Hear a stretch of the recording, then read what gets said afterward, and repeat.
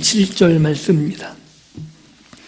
신약 야고보서 1장 26절 27절 차리셨으면 저와 여러분들이 함께 한 목소리로 봉독합니다. 같이 읽습니다. 누구든지 스스로 경건하다 생각하며 자기의 혀를 제갈 물리지 아니하고 자기의 마음을 속이면 이 사람의 경건은 헛것이라. 하나님 아버지 앞에서 정결하고 더러움이 없는 경건은 곧 고아와 과부를 그 환난 중에 돌보고 또 자기를 지켜 세속에 물들지 아니하는 그것이니라. 아멘. 오늘 우리가 읽은 본문 말씀을 가지고 참된 경건이라는 제목으로 함께 말씀을 나누고 은혜 받기를 원합니다. 신앙이 좋다는 건 무엇을 의미할까요?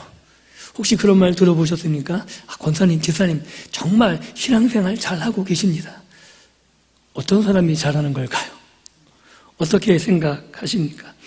아마도 우리가 떠올리는 건 주일 예배 한 번도 안 빠지고 11조 생활을 잘하며 그리고 교회에 열심히 헌신하고 봉사하는 것이라고 생각하기 쉽습니다. 맞습니다. 틀리지 않습니다. 그런데 성경에서 말하는 신앙이 좋다는 것은 교회 생활만을 의미하지 않습니다.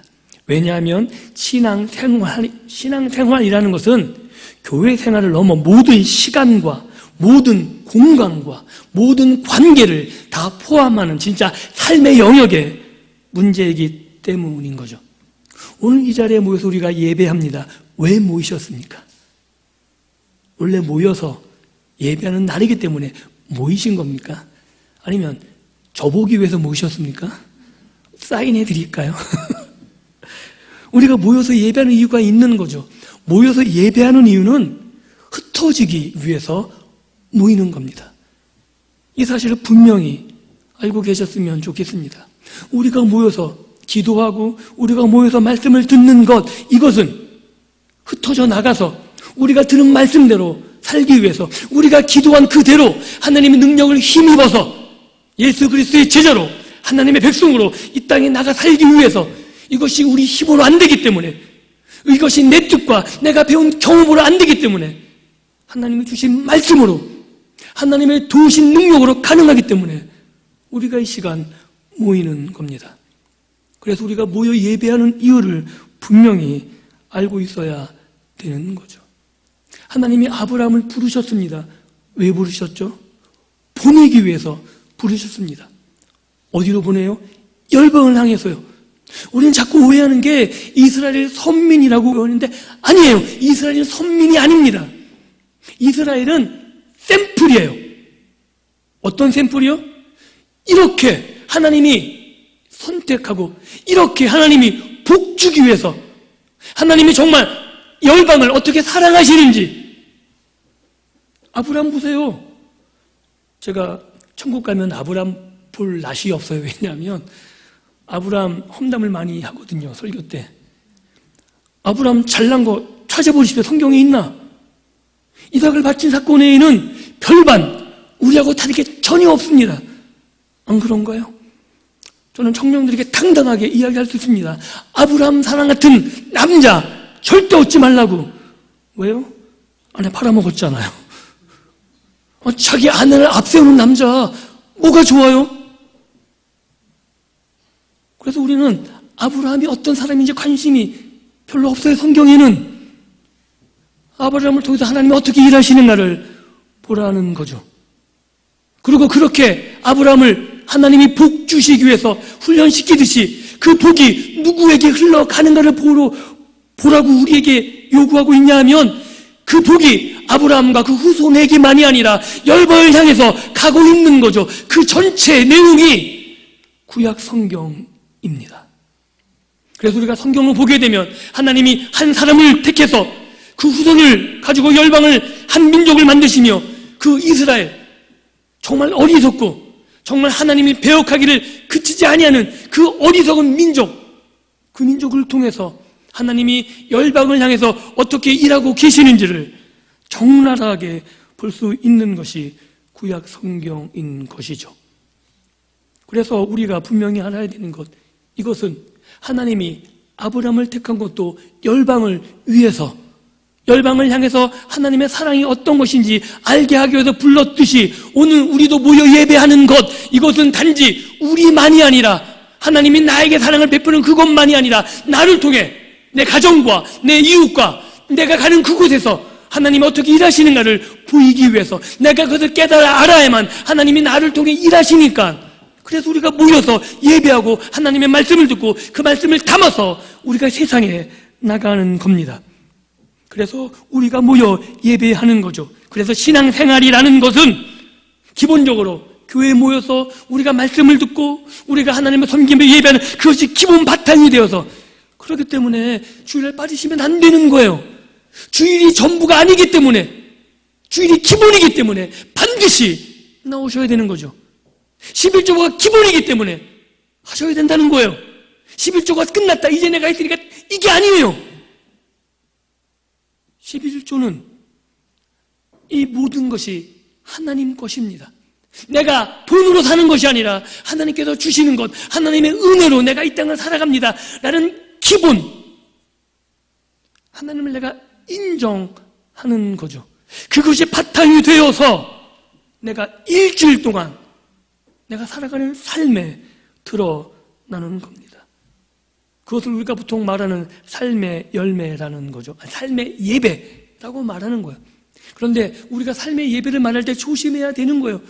삶의 예배니까 우리가 기본을 해야 되는, 우리가 모여서 예배하는 것을 소홀히 할 수 있는데 아니요. 삶의 예배를 진정 우리가 바르게 살아가기 위해서 모여서 예배하는 기본을 놓쳐서는 안 되는 겁니다. 하나님이 이스라엘을 포로 생활로 몰아가십니다. 아십니까? 예레미야, 그리고 호세아, 하박국, 이런 선지자들은 정말 너무나 가혹할 만큼, 감당이 안 될 만큼 일들을 하나님이 시키시고 보여주세요. 이스라엘을 얼마나 사랑하는지, 그 이스라엘이 얼마나 배역했는지를 보게 하기 위해서 호세아에게 어떤 일을 시키세요? 음란한 아내를 얻으라 그러잖아요. 그래서 음란한 자식을 얻으라 그러잖아요. 만약에 저에게 야, 너 창녀하고 결혼해 라고 말하면 저는 고민할 것 같아요.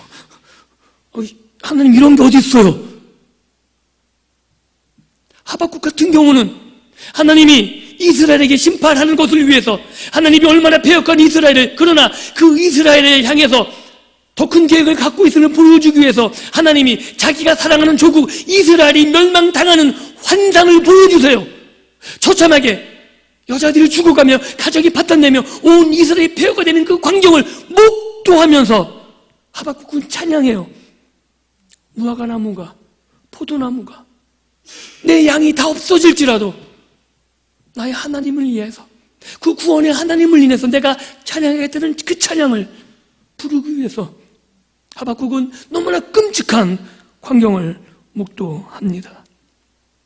그리고 그 포로 생활도 하나님이 허락하시는 겁니다. 그리고 그들은 그렇게 하나님의 메시지, 하나님의 명령을 들은 선지자들은 하나님이 하시는 그 일들, 지금은 이해가 안 되지만 하나님이 하시는 일이 옳다고 받아들였기에 믿음을 가지고 그 길을 그대로 걸어갔습니다. 그리고 포로기에 접어들죠. 포로기는 굉장히 큰 문제에 부딪힙니다. 왜냐하면 제사가 없어졌거든요. 이스라엘이 하나님 앞에 섬긴다는 유일한 증표가 뭐냐 하면 제사였습니다. 희생제사를 통해서 자기의 죄를 없이 했고, 그렇게 죄가 없은 상태에서 하나님과 관계를 가져야 되는 거룩함이 유지됐는데 제사 제도가 없어져 버렸어요. 희생제사를 드릴 수 없어졌어요. 너무나 당황스럽지 않았을까요? 이스라엘 백성, 내가 하나님의 백성인 것을 어떻게 확인하며 살아갔을까요? 그래서 포로 그 시기에 회당, 유대인 남자 10명이 모이면 한 공간을 정하고 그곳에서 율법을 읽고 낭독하고 우리는 하나님의 백성됨, 그래서 그 율법대로 살아가는 삶을 강조하기 시작합니다. 합니다. 제사, 그것이 중요한 게 아니라 이제는 하나님의 백성으로 하나님의 말씀을 내가 지켜 삶으로 내 삶 속에서 하나님이 일하심을 드러내는 것으로 바꿔가는 거죠. 하나님의 백성의 정체성을 잃지 않으며 포로 생활 가운데서도 내가 하나님의 백성으로 살아가는 것, 이것을 포로기 시대는 예배라고 볼 수 있었던 것이고 그 모습이 오늘 우리들과 전혀 다르지 않은 거죠. 왜냐하면 예수님께서도 말씀하셨듯이 오늘 우리가 사는 이 세상은 하나님이 통치하신다고 우리가 알고 있지만 실제 눈에 보이는 것은 한번 여쭤보겠습니다. 하나님이 정말 통치하신다고 살면서 느끼십니까? 정의가 실현되고 공의가 실현되고 정말 내가 선하게 살면 내가 이 땅에서 마음껏 존경받고 그렇게 느끼시며 사십니까? 어떤 사람이 되어왔죠? 악착 같고 악바리 같고 뭔 짓을 다 해도 움켜잡고 드세고 거칠고 그런 사람들이 대접받지 않습니까? 포로기에 그 거친 바벨론의 군대 앞에서 아무 힘없이 살았던 이스라엘 백성처럼 하나님의 공의와 하나님의 정의가 실현되는 것 같지 않은 공중의 권세 잡은 자, 그들이 끊임없이 위협하고 우리를 하나님의 백성에서 끊게 하기 위해서 우리를 거칠게 몰아가는 그 삶의 상황 속에서 오늘도 동일하게 우리는 살아갑니다. 그런데 그 상황 속에서 오늘도 우리는 동일하게 하나님 백성의 정체성을 이루며 살아가서는 안 되는 거죠. 어떻게 해요? 하나님의 말씀을 드리며 하나님이 무엇을 원하시는지, 내가 하나님의 백성이라면 어떻게 땅을 살아가야 되는지 그 일을 위해서 모여 예배하며 말씀을 들으며 그리고 하나님께서 친히 우리에게 어떻게 일하셨는지 함께 나누며 힘을 내는 거죠. 격려하는 거죠. 야, 하나님이 이렇게 일하셔. 하나님 우리에게 이렇게 응답하셔. 하나님이 오늘 우리에게 살아계셔서 우리를 지키셔. 이 고백과 감격이 우리 가운데 있어야 하지 않겠습니까? 이런 경험이 없다면, 그런 경험들을 누가 공유하고 있지 않다면 어떻게 살아가시겠습니까? 하나님이 나를 지키지 않는데, 하나님이 믿음의 공동체를 지키고 보호하지 않는데 어떻게 살아가시겠습니까?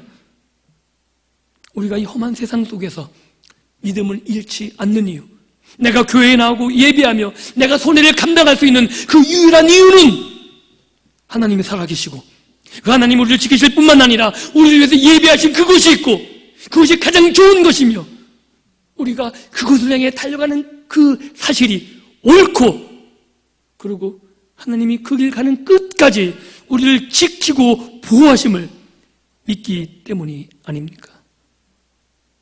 그리고 그것을 친히 경험하시지 않으셨습니까? 사랑하는 성도 여러분, 그래서 우리가 야고보서, 우리가 읽은 본문을 또한 주의 깊게 살펴야 합니다. 왜냐하면 예배라는 것이, 경건이라는 것이 의식에 갇혀있는 것이 아니기 때문에 그런 거죠. 그렇다고 의식을 무시하자는 게 아니에요. 의식이 기본입니다. 예배가 기본이고 우리가 하나님께 헌신하는 것이 기본인데 자꾸 우리는 여기에 머물러서 이것이 다라고 착각하는 경우가 있다는 거죠. 우리가 오늘 본문에서 읽은 이 경건이란 단어는 그 당시, 야고보 당시 어떤 의미냐면 제사에 쓰이는, 신전 제사에서 헌신하는 그 단어가 경건이란 단어예요. 그래서 신약 성경에서는 이 경건이란 단어를 자주 사용하지 않습니다. 왜냐하면 굉장히 피상적이고 추상적이고 그런 단어이기 때문에 그래요. 그래서 오늘 야고보 사도는 이 말을 어떻게 갖고 왔냐 하면 이렇게 갖고 왔어요. 경건하다 생각하며, 즉 어떤 예식을 다하는 것으로 내가 마치 하나님을 섬기는 것으로 다했다. 내가 어떤 예식에 참여함으로, 즉 내가 예배생활, 내가 어떻게 헌금하는, 내가 이것으로 내가 경건하다, 내가 거룩하다, 이렇게 생각하지 말라는 거죠. 그런 의미에서 야고보 사도는 경건을 가지고 왔습니다. 그리고 오늘 야고보 사도는 말하고 있는 거예요. 경건하다고 생각하는 사람, 내가 경건하다고 주장하는 그 사람은 그 주장을 시험 받아야 되는 거죠. 어떻게 해요? 삶을 통해서 그가 주장하는 경건이 옳은가? 과연 그가 주장하는 경건이 성경에서 말하는 것인가? 시험을 통과해야 된다고 말하고 있는 겁니다. 바로 그것이 오늘 야고보서 1장 26절, 27절에서 말하는 야고보 사도가 말하는 신앙이라는 거죠. 그런데 뜻밖에도 그 신앙의 기준이 무엇으로 나타나고 있냐면 재갈 먹이는 거, 뭐를요? 혀를. 우리가 생각하기에는 어떤 신앙적 의식이나 헌신을 갖고 말할 것 같은데 뜻밖에도 신앙의 가장 핵심되는 기준을 야고보 사도는 혀를 재갈 먹이는 거라고 말하고 있습니다. 즉 혀를 통제해야 되는 거라고 말하는 겁니다. 즉 무슨 말이냐면 혀를 통제할 수 없다면 신앙생활의 방향을 통제할 수 없다는 겁니다. 이것은 예수님께서 말하는 것과 동일하게 말할 수 있는 거죠. 마태복음 15장 18절에 예수님께서 이렇게 말씀하셨습니다. 같이 읽어볼까요? 시작. 입에서 나오는 것들은 마음에서 나오나니 이것이야말로 사람을 더럽게 하느니라. 바리새인들이 막 따졌어요. 왜 입으로 먹는 거 왜 손도 씻지 않고 먹느냐? 그러니 쟤네들은 더럽다. 근데 예수님이 뭐라 그래요? 아니다. 입으로 들어가는 거 먹는 거 그거 더럽지 않다. 그거는 먹고 뒤로 나가는 거기 때문에 전혀 의미가 없다. 그런데 사람을 정말 더럽게 하는 것은 입에서 나오는 거다. 왜냐하면 입에서 나오는 이 말이 마음에 있는 것을 드러내기 때문에 거짓을 말하고 더러운 욕정을 말하고 이런 모든 것들, 이것이 입술로 뱉어진다면 그것은 너희 마음이 더럽기 때문이다라고 예수님이 말하고 있는 거죠. 즉 말은 자기 속에 있는 것들을 드러내는 도구라는 거죠.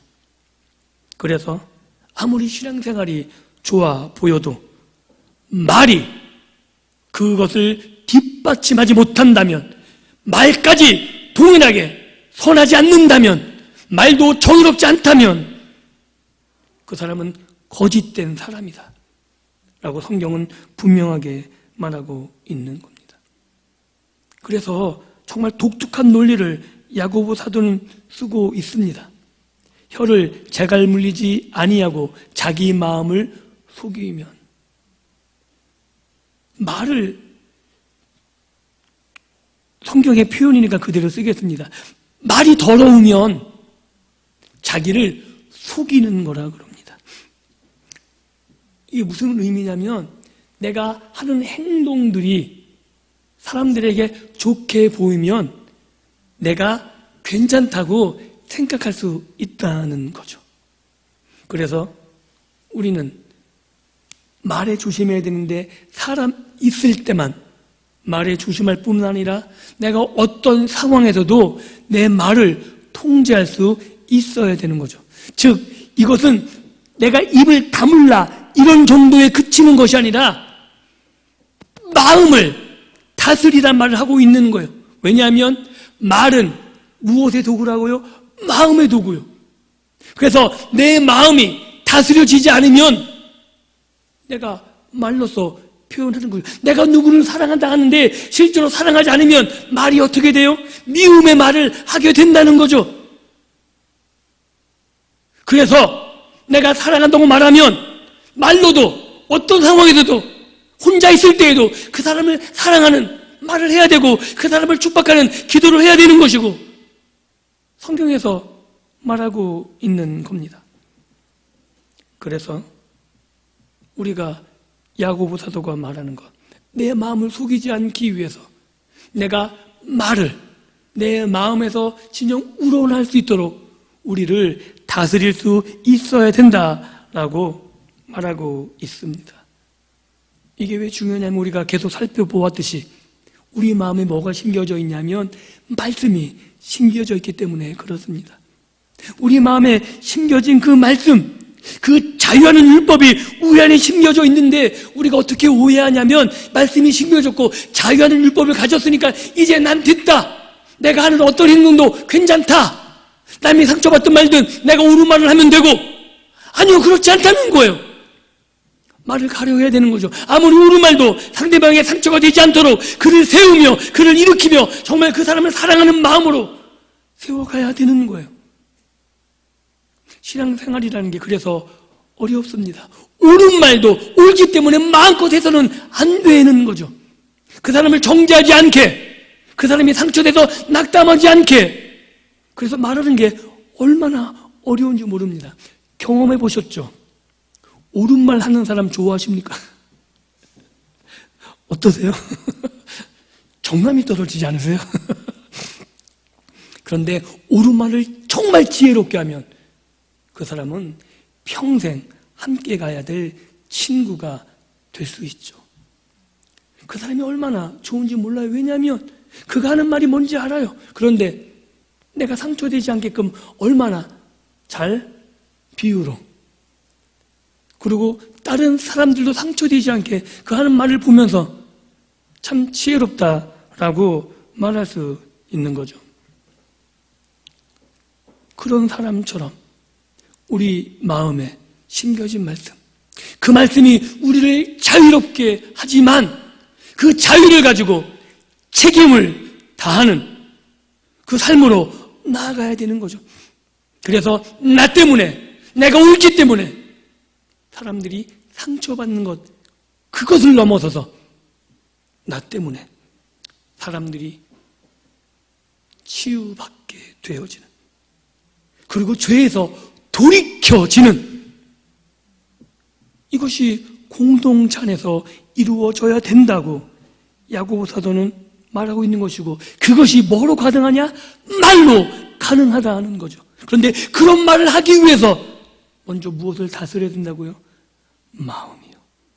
그리고 그러기 위해서 우리 마음에 뭐가 심겨져 있어야 되냐면 말씀, 자유하게 하는 말씀, 나만 자유한 게 아니라 그 말씀을 통해서 우리 모두가 자유하게 되어지는, 그래서 나 때문에, 먼저 예수 믿은 나 때문에 나를 만나는 사람이 죄를 떠나게 되어지는, 죄에서 떠나 예수 앞에 서게 되어지고, 그 사람들을 통해서 믿음의 공동체가 점점 확대되어져 나가게 되는 겁니다. 그렇게 우리가 살아나가게 될 때 참된 경건으로 나아갈 수 있는 겁니다.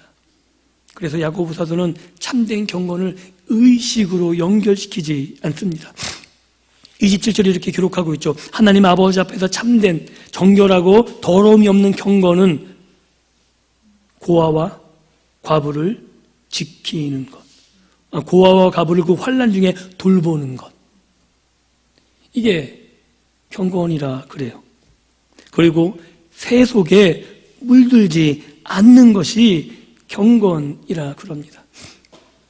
이게 무슨 말이냐면 우리가 구약 성경 전체를 통해서 하나님 아버지가 자신을 이스라엘 백성들에게 가장 많이 소개한 별명이 뭐냐면 나는 고아와 과부와 나그네의 하나님이라는 거죠.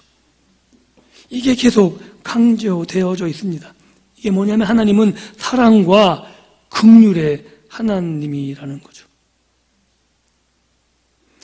제가 설교를 하면서 가장 많이 강조했던 한 단어가 있는데 그게 헤세드라는 단어였을 겁니다. 사랑.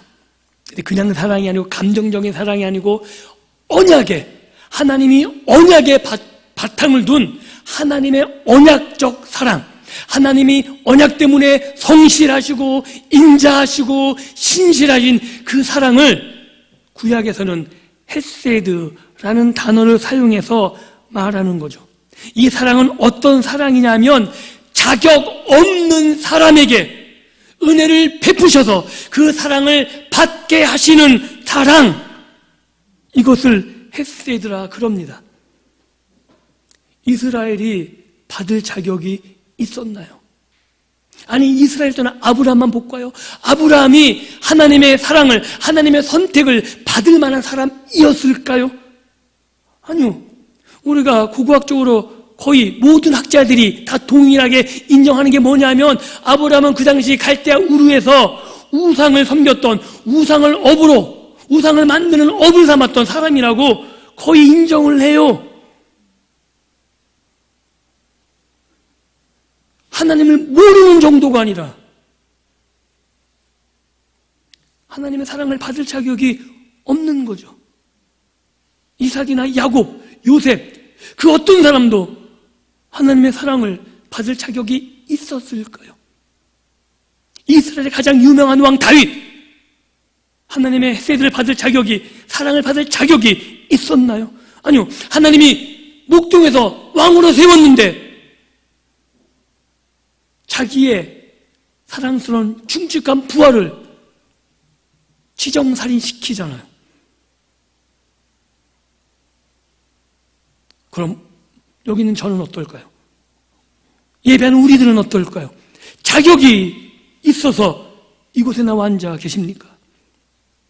성경이 눈이 강조하는 건 하나님의 사랑은 우리가 받을만 해서가 아니라 우리가 자격이 있어서가 아니라 자격이 없음에도 하나님이 자비하시기 때문에 창세기 1장에 말하는 하나님이 우리를 하나님의 형상으로 만드셔서 우리를 하나님의 대리 통치자로 세우고 우리를 통해서 이 땅을 다스리기를 원하셨던 하나님의 그 언약적 신실하신 사랑, 그 사랑을 하나님이 포기하지 않으셨기 때문에 오늘 우리들에게도 예수 그리스도의 피 흘림을 통해서 베풀고 계시라고 성경은 말하고 있는 겁니다. 그 하나님이 고아와 과부의 하나님인 것처럼 야고보 사도는 고아와 과부를 돌보는 그것이 하나님을 닮은 것이고 그렇게 하나님을 닮은 것이 의식에 참여하는 그것을 넘어서서 정말 하나님이 기뻐하시는 하나님과 같은 삶을 사는 것이라고, 그것이 경건이라고 오늘 우리들에게 말씀하고 계신 겁니다. 사랑하는 성도 여러분, 오늘 우리는 하나님 아버지를 섬기며 또한 하나님 아버지의 말씀을 따라 살겠다고 다짐해서 그 말씀을 듣기 위해서 모였습니다. 기억하십시오. 하나님께서 우리에게 복을 주실 겁니다. 믿으십니까? 이 말씀을 하면 기쁘시죠? 그런데 왜 주신다고요? 주라고요. 우리에게 주시는 건 내가 갖고 있으라는 것이 아니라 나누라고요. 우리가 모이는 이유는 흩어져서 가서 하나님 말씀대로 살라고요. 고아와 과부를 돌보며 그들을 세우며 하나님이 나에게 베푸신, 자격 없는 나에게 베푸신 그 사랑을 그들에게 베풀고 그들에게 알게 해서 하나님을 모르는 자들에게 가서 내가 하나님의 사랑을 받아 예수를 주로 고백하고 하나님을 아버지로 고백하는 것처럼 그들이 나를 만나서 나 때문에 하나님의 사랑을 경험해서 동일하게 나와 같이 예수를 주로 고백하고 하나님을 아버지로 고백하게 하는 삶, 그 삶을 야고보 사도는 경건한 삶이라고 말하고 있는 겁니다. 그것이 새 속에 물들이지 아니하는 것. 그래서 이 말씀을 들을 때마다 참 마음이 무겁습니다.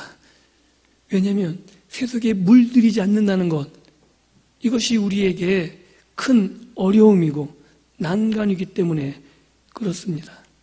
복 받고 싶으시죠? 아니세요? 크게 아멘 하셔도 돼요. 하나님은 복을 반드시 주실 겁니다.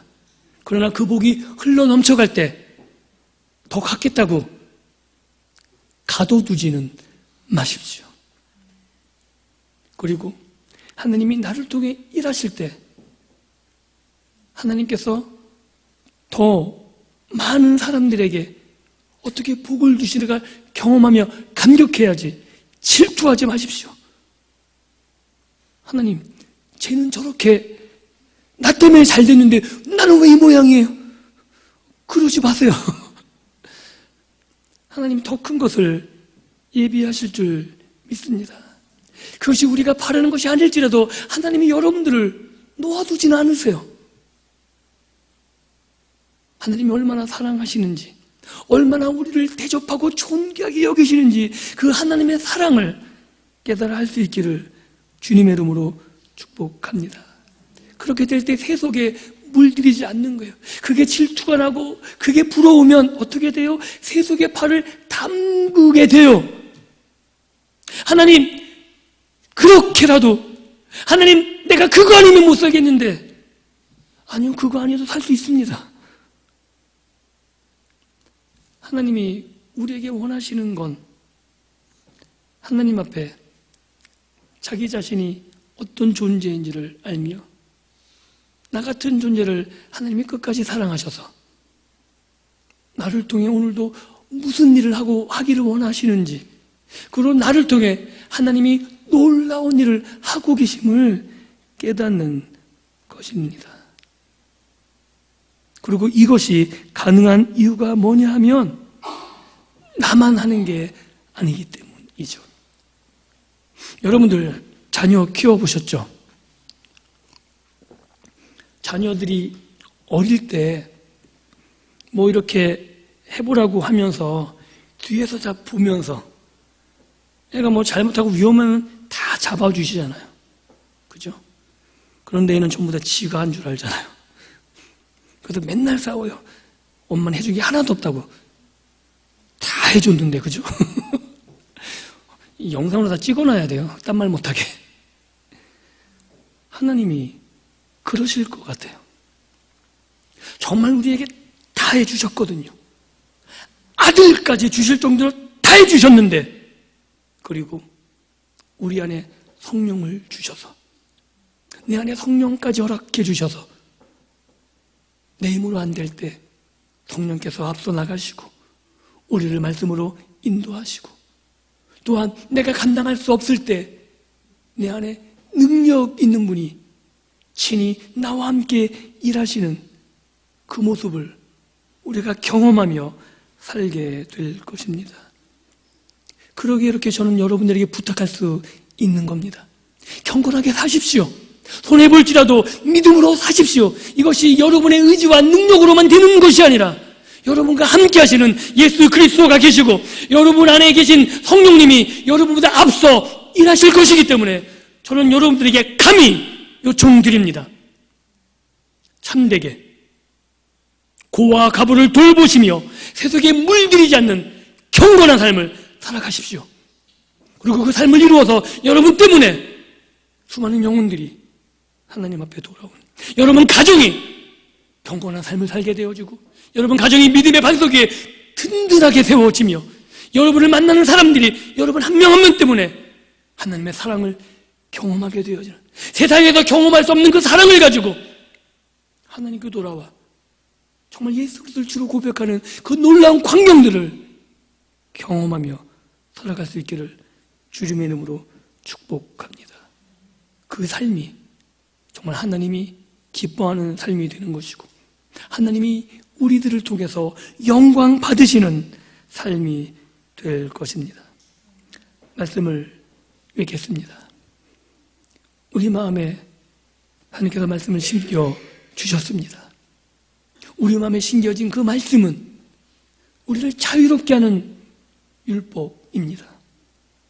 그러나 그것은 방종이 아니라 그 말씀을 내가 받았기에 자격 없지만 하나님이 나에게 은혜로 베푸셨기에 그 자유하는 율법을 가지고 책임을 다하며 하나님이 나에게 오늘 요구하시는, 아니 하나님이 그 마음을 내가 알았기에 그 하나님의 마음을 가지고 하나님과 같이 연약한 자들에게 베풀고 나누며 정의가 없는 그곳에 하나님의 이름으로 정의를 외치며 하나님의 이름으로 오늘도 살아가는 것, 그곳에 하나님이 함께 하실 것이고 예수님이 마지막 말씀하셨듯이 볼지어다 내가 세상 끝날까지 너희와 항상 함께 하시겠다는 그 말씀을 그 삶 속에서 경험하시고 우리가 답답하고 힘들어 외롭게 울부짖을 그 순간에 우리보다 앞서 울부짖어 기도하시며 우리를 하나님 앞에 이끌어 가시는 그 성령님과 함께 오늘도 당당하고 힘있게 그리고 수많은 사람들 앞에서 하나님의 백성으로 살아가는 그 삶을 통해서 하나님이 정말 영광 받으시는 복된 삶을 살아갈 수 있기를 예수님의 이름으로 축복합니다. 기도합니다.